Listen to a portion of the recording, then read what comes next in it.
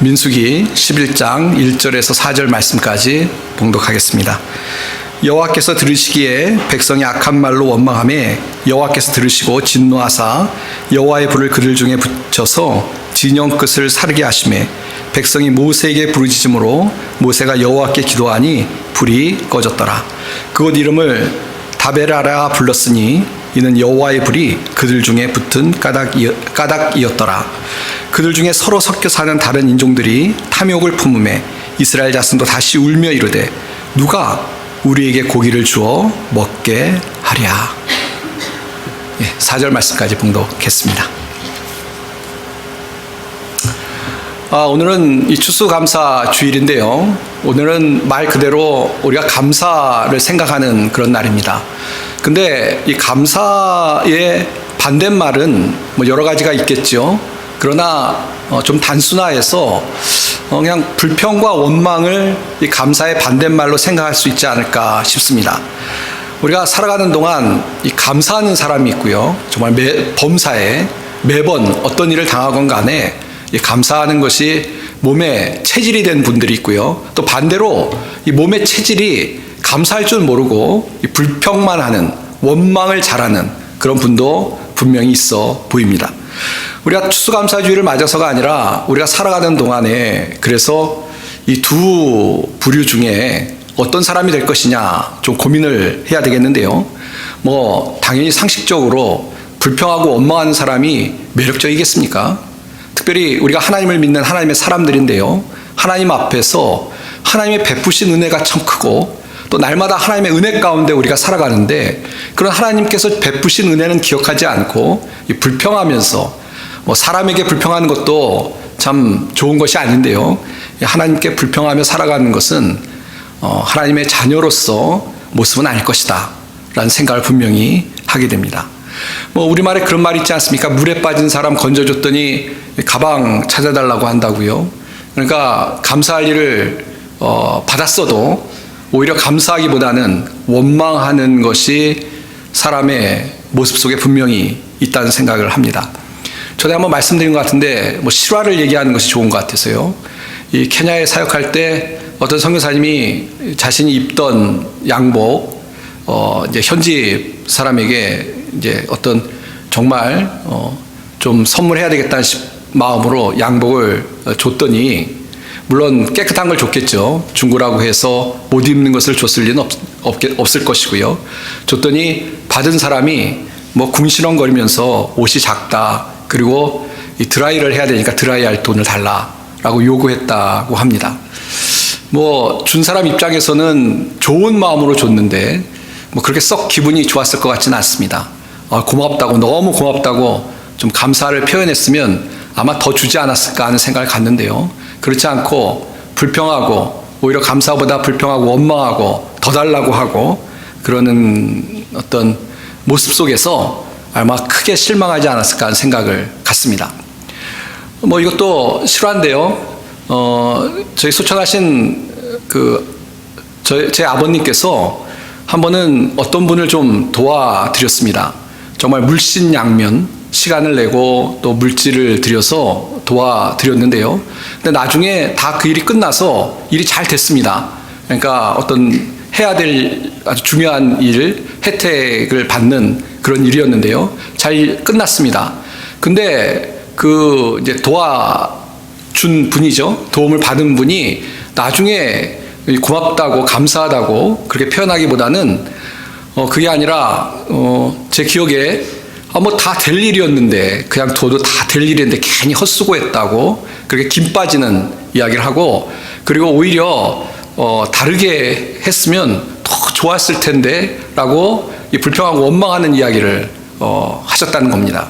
그러니까 그 얘기를 이제 아버님이 저한테 또 가족들한테 이야기를 하면서 그냥 좋은 마음에 정말 물신양면 어떻게 보면 희생해가면서 또 시간을 들여서 또 물질을 들여서 도와줬는데 괴간 일을 한 것 같다. 좀 후회가 된다.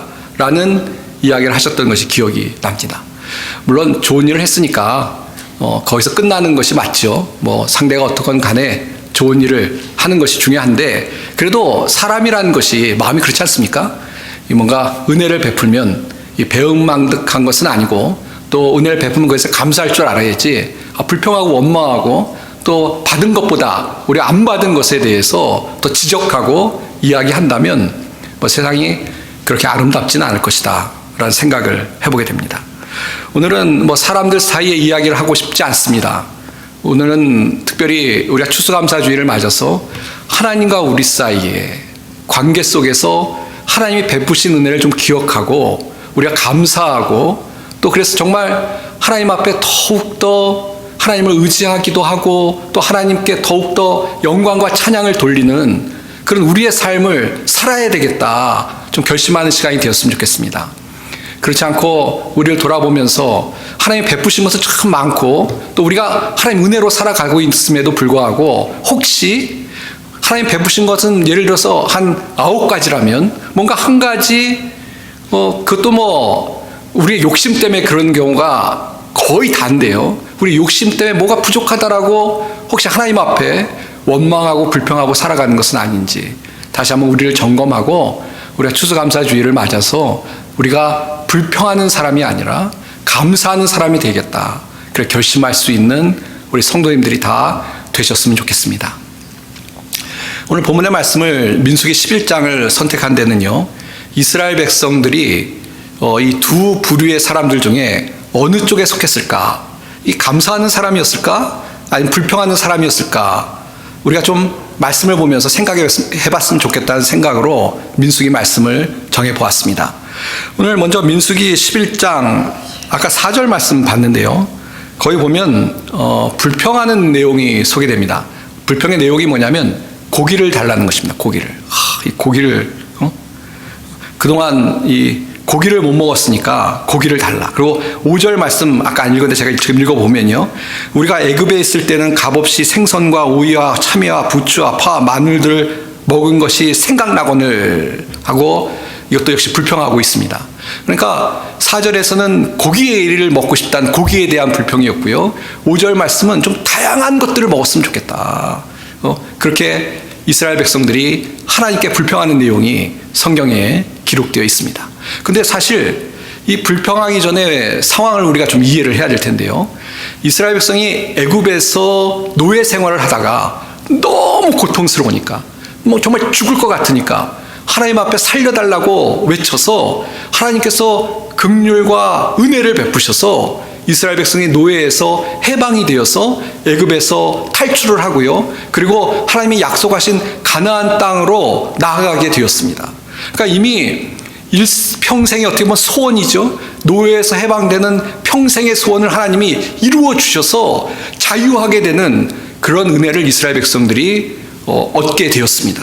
그러니까 이건 평생을 감사해도 부족할 그런 큰 은혜를 얻게 되었다는 것입니다. 그것뿐만 아니라 이제 가나안으로 가기 위해서 이 광야를 지나가는 동안에 먹을 것이 없죠. 너무나 어마어마한 숫자니까 한 장정만 60만 되니까 한 전체 합치면 200만 정도 되지 않았을까 이야기를 하는데요. 그 숫자가 먹을 것이 필요하니까 또 어떤 일이 있었냐면 하나님께서 만나를 허락해 주셔서 만나를 통해서 먹을 것을 양식을 얻게 되는 하나님의 은혜를 이미 이스라엘 백성이 얻었던 것입니다. 아시는 것처럼 만나라는 것은 지금 제가 뭐라고 설명드려도 제대로 설명할 수가 없는 것이죠.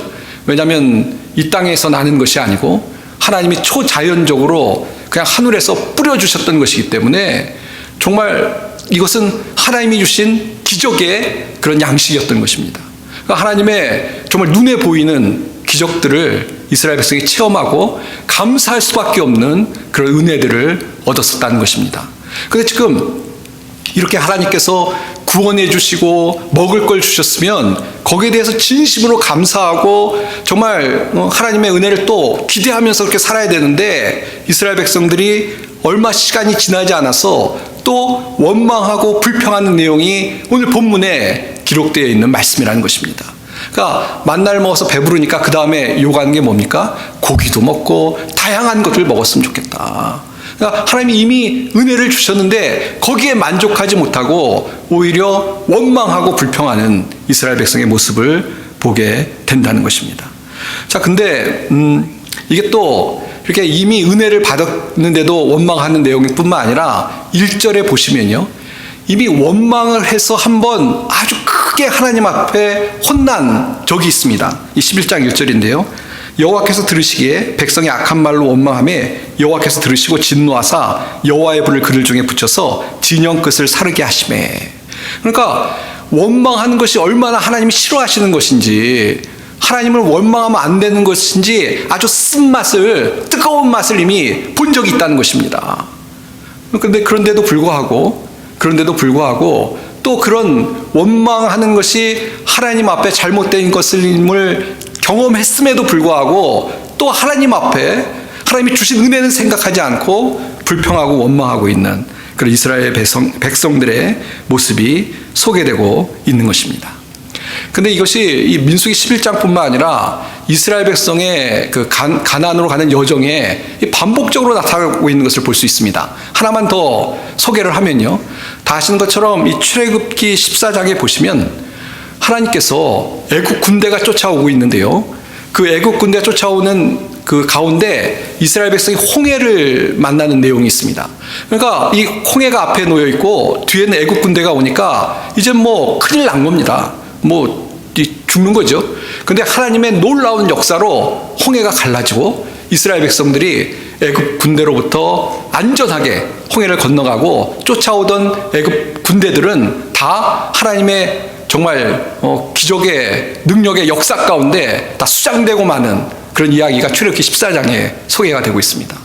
참 어마어마한 것이죠. 아마 요즘도 그런 어마어마한 이 스케일의 그런 장면을 보고 나면 하나님에 대해서 좀 두려워하는 마음도 생기고, 또 야, 하나님 정말 대단하시다, 내가 하나님 믿고 갈 수 있겠다라는 좀 확신도 생기고, 또 어쨌건 지금 죽음의 순간에 벼랑 끝에 놓였다가 살아났으니까 평생을 내가 하나님께 감사하고 살아야 되겠지라는 마음을 갖는 것이 당연하지 않나라는 생각을 해봅니다. 자, 근데 참 이스라엘 백성들 보면요, 그렇지 않습니다. 이 14장이라고 말씀드렸는데요, 출애굽기 14장에 그런 어마어마한 일이 있었는데 출애굽기 15장에 보시면요, 감사보다 원망하고 불평하는 이스라엘 백성의 모습이 곧바로 소개되고 있습니다. 이 출애굽기 15장 23절 24절 제가 읽어보면요, 마라에 이르렀더니 그곳 물이 써서 마시지 못하였겠으므로 그 이름을 마라라 하였더라. 백성이 모세에게 원망하여 이르되 우리가 무엇을 마실까 하매. 지금 홍해를 건너는 하나님의 은혜를, 생명을 얻는 은혜를 얻었는데 그 다음에 얼마 지나지 않았어요. 근데 이제 가다 보니까 목이 마르죠. 광야에서 목이 마릅니다. 그리고 뭔가 발견을 했는데 그 물이 너무 쓴 거예요. 그러니까 어떻게 보면 희망을 가졌다 희망이 탁 꺾이니까 더 좌절감이 들었겠죠. 그 순간에 정말 하나님을 의지하고 봤잖아요. 경험했잖아요. 그럼 감사하고 의지를 해야 되는데 그렇지 않고 하나님 앞에 모세에게 원망했다고 그러는데, 이 모세라는 사람에게 원망했다기보다는 모세를 통해서 역사하시는 하나님께 원망하고 불평하는 그런 이스라엘 백성의 모습이 아주 적나라하게 기록되어 있는 것입니다. 자, 우리가 이스라엘 백성을 지금 흉보려고 이 말씀을 보는 것은 아닙니다. 이스라엘 백성의 이런 모습들이 성경에 기록되어 있는 것은 이것을 보고 우리에게 정신 차리라고 주시는 말씀인 줄 믿습니다. 우리는 어떻습니까? 하나님께서 정말 우리를 예수 그리스도의 십자가의 은혜로 죄인 되었을 때 우리 죄를 예수 그리스도께서 대신 지심을 통해서 우리가 예수님을 통해서 우리 죄가 용서함 받고 하나님의 자녀가 되는 구원의 은혜를 얻게 되었습니다. 세상에 무엇과 바꿀 수 없는 너무나 크고 놀라운, 정말 믿을 수 없는 하나님의 은혜를 받은 사람들입니다. 그것뿐만 아니죠. 우리가 살아가는 동안에 사실은 하나님께서 약속하신 것처럼 우리를 지켜주시고 우리에게 필요한 것을 채우시고 우리에게 은혜를 주시는 그 은혜 가운데 우리가 살아가고 있는 줄 믿습니다. 사실 저희도 말씀드렸습니다만 이렇게 우리가 생명을 가지고 살아가는 것, 이거 하나님의 은혜 아니겠습니까? 하나님이 마음만 먹으시면 생사화복을 주관하시는 하나님이신데 우리가 어떻게 될지 알지 못하는 것이 인생이죠. 하나님의 은혜 가운데 우리가 살아가고 있다는 것을 우리가 꼭 기억해야 되겠습니다.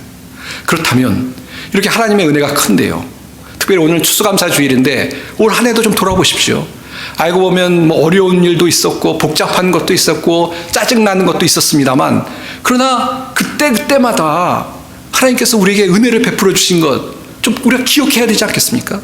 우리가 기도할 때, 어려운 일 만나 기도할 때 하나님께서 피할 길을 주시고, 또 환경은 안 바뀌어도 우리 마음을 강하게 하셔서 우리 마음에 평강을 주셔서 우리가 올 한 해를 지내올 수 있었고 주의 은혜 가운데 살아온 줄로 믿습니다.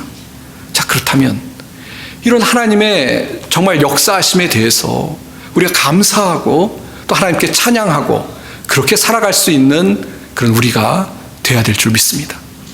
그러니까 지금 이스라엘 백성을 통해서 반대된 것에 대해서 강조하고 있는 것이죠.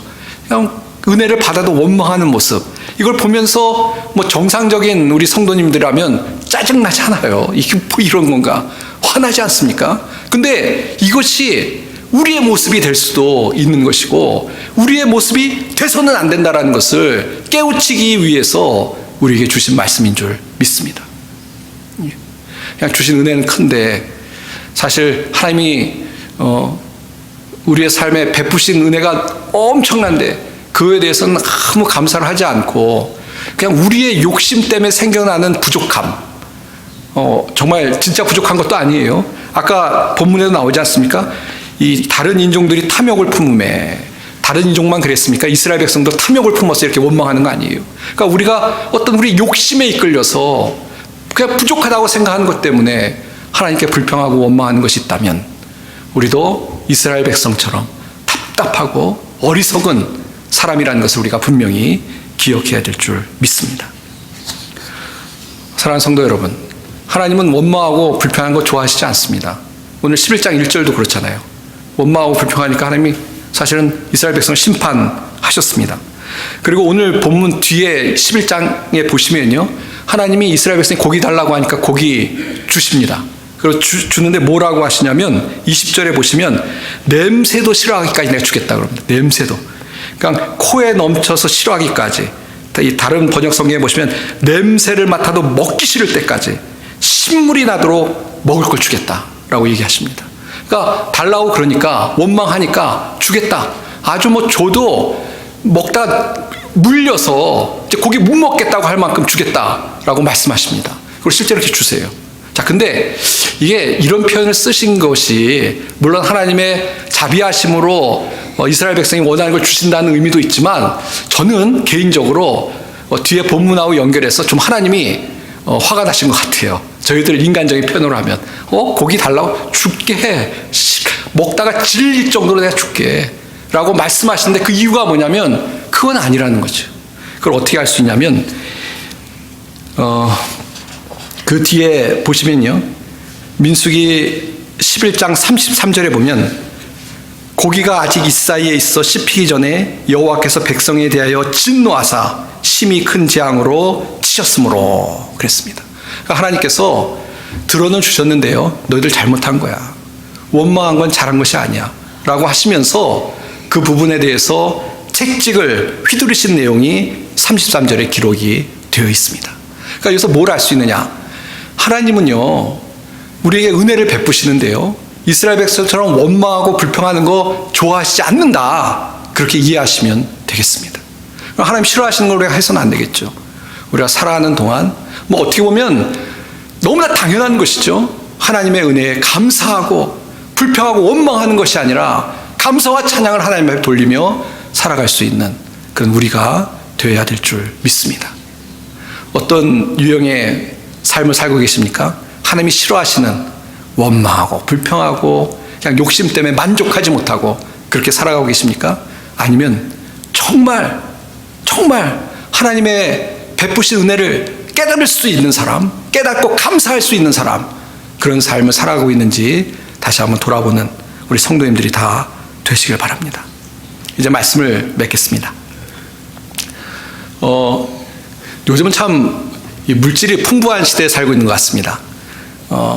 얼마 전에 이렇게 집사람하고 무슨 이야기를 하다가 옛날 제가 학교를 다닐 때 이 교복을 입고 다녔는데요.